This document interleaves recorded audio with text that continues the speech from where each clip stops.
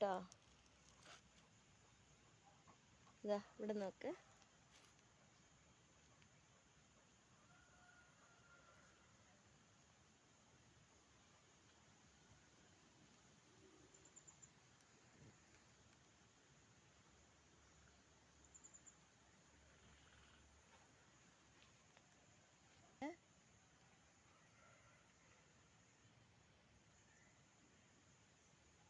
പുഴയെ വന്നതാണ്, ഞണ്ടി പിടിക്കണം കേട്ടോ.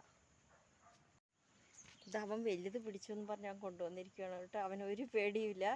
എനിക്കാണ് ഈ സാധനത്തിനെ തൊടാൻ തന്നെ പേടിയാ. അറപ്പം എന്തോ പോലെയാണ് അത് കാണുമ്പോൾ തന്നെ.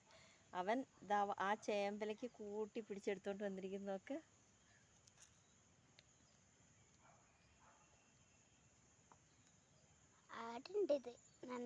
കണ്ടാ,